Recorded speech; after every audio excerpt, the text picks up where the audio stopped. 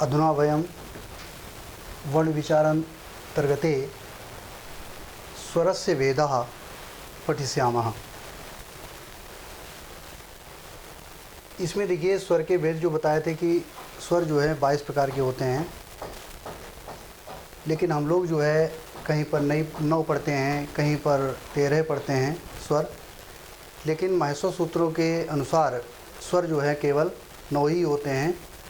आयुड़, ऋलिक, अयंग, अयोच, यानी कि यहाँ तक जो 4 सूत्र हैं प्रथम महसो सूत्र के, इनमें जो है स्वरों का वर्णन किया गया है।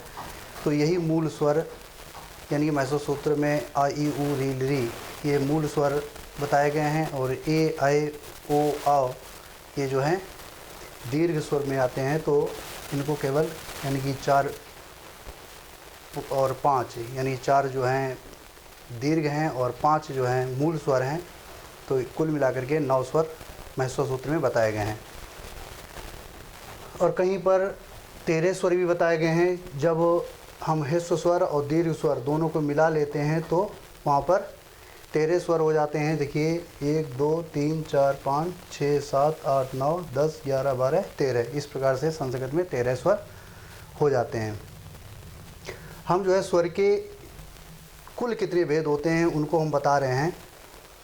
इस देखिए स्वर जो है ह्रस्व स्वर, दीर्घ स्वर और प्लुत स्वर के भेद से ये 3 प्रकार के होते हैं।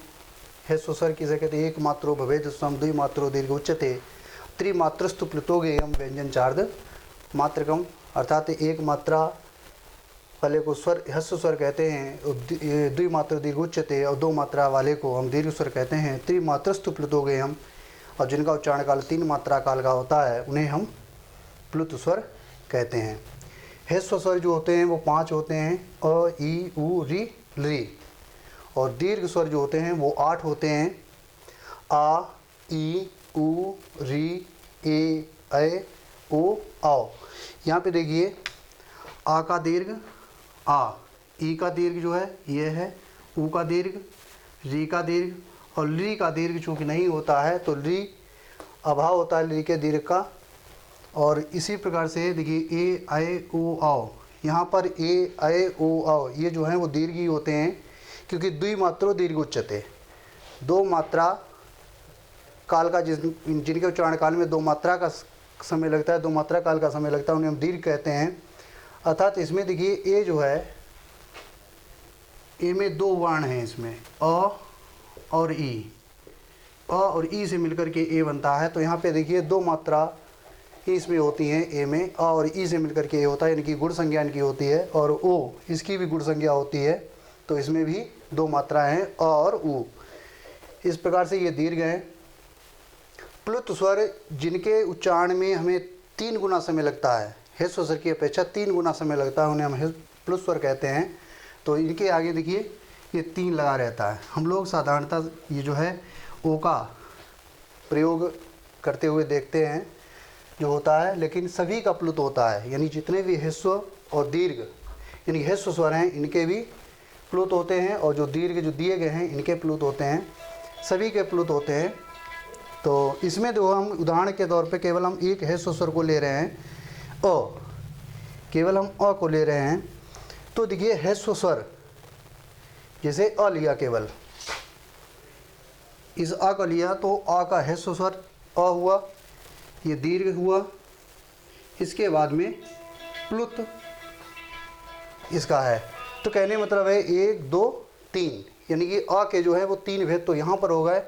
उसके बाद में केवल अ ह्रस्व स्वर जब हमने आ लिया तो इसके जो है उदात्त, अनुदात्त, स्वरित के भेद से ये 3 प्रकार का होता है। और उदात्त जो है ये जो अनुनासिक और अननुनासिक, ये दोनों जो है अनुनासिक, अनुनासिक, अनुनासिक, अननुनासिक, अनुनासिक और अननुनासिक, अर्थात अनुनासिक और अननुनासिक के भेद से ये 2 प्रकार के प्रत्येक स्वर होते हैं।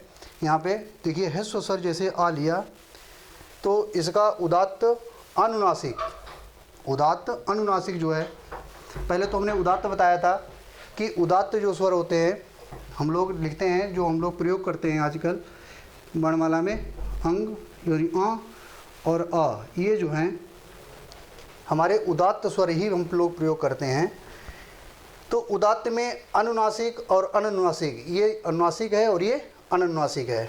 इसके बाद में इसमें देखते हैं हम कि अनुदात्त कैसे होते हैं। अनुदात्त के नीचे इस तरीके की लाइन, ये हम पड़ी लाइन यानी कि हॉरिजॉन्टली लाइन हम कर देते हैं इनके नीचे, तो ये जो है अनुदात्त हो जाते हैं। और जब हम इनके ऊपर एक वर्टिकली लाइन कर देते हैं इस प्रकार से, तो ये स्वरित स्वर हो जाते हैं। तो जब ये स्वरित स्वर हो गए तो यानी कि उदात्त अनुनासिक, देखिए इस तरीके से लिखा जाएगा। इसी आ को जब हम उदात्त अनुनासिक में लिखेंगे तो इस तरीके से लिखेंगे, और जब अ अनुदात्त में लिखेंगे तो अनुदात्त का किस तरीके से लिखते हैं, अनुनासिक में ये है, अनुनासिक में इस प्रकार से लिखते हैं। तो आ का अनुदात्त अनुनासिक इस प्रकार होगा, यानी नीचे ये जो है हॉरिजॉन्टली लाइन रहती है नीचे। उसी प्रकार से आ का जब हम अनुदात्त अनुनासिक लिखेंगे तो हम इस प्रकार से लिखेंगे, इसके भी नीचे ये पड़ी लाइन रहती है यानी कि हॉरिजॉन्टली लाइन रहती है। और अ का जब हम स्वरित अनुनासिक लिखेंगे तो हम इस प्रकार से लिखेंगे, और इसके ऊपर जो है वर्टिकली लाइन ऊपर हो जाती है जैसे ये लिखा है। और इसी प्रकार से अ का स्वरित अनुनासिक जब लिखेंगे तो हम फिर आ इस प्रकार लिखेंगे, और इसके ऊपर भी ये पड़ी लाइन होगी। तो ये देखिए आ के जो है 6 भेद हो गए।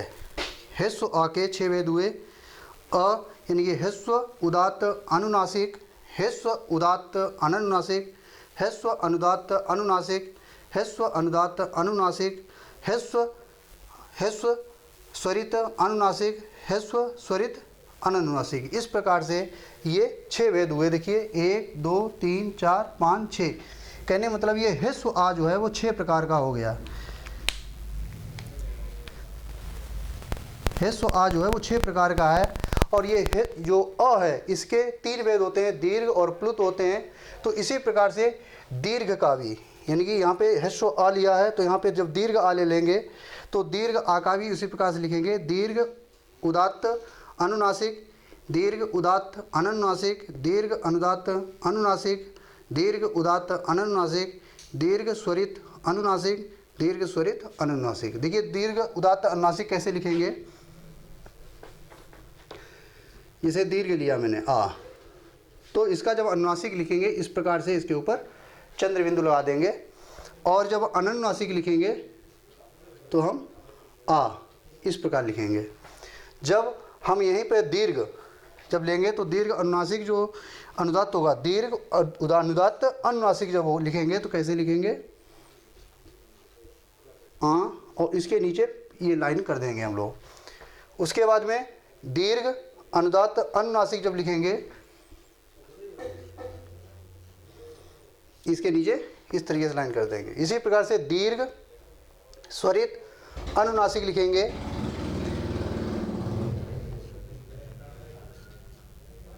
इसके ऊपर वर्टिकली लाइन कर देंगे। इसी प्रकार से दीर्घ स्वरित अनुनासिक लिखेंगे तो लिखेंगे इस प्रकार से हम लोग लिखेंगे। इसी प्रकार से जैसे ह्रस्व आ लिया, दीर्घ आ लिया, इसी प्रकार से हम प्लुत आ ले लेंगे।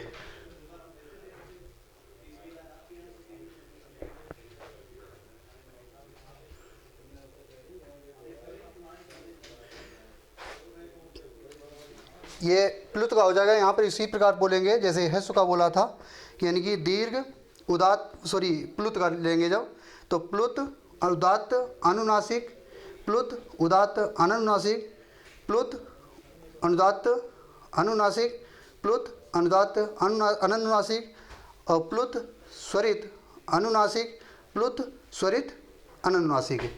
किस प्रकार लेंगे, ये देखिए कैसे हो गए।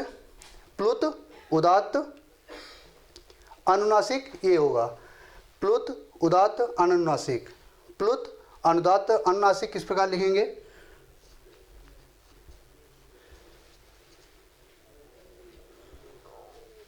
इसके नीचे हॉरिजॉन्टल लाइन हो जाएगी। इसी प्रकार से प्लुत अनुदात्त अनुनासिक जब लिखेंगे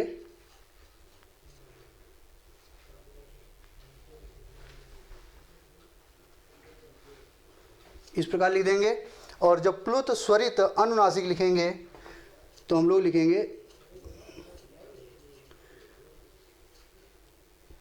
और इसके ऊपर जो है खड़ी लाइन इस तरीके से कर देंगे, यानी कि वर्टिकली लाइन। और जब स्वर यानी कि प्लुत स्वरित अनुनासिक लिखेंगे,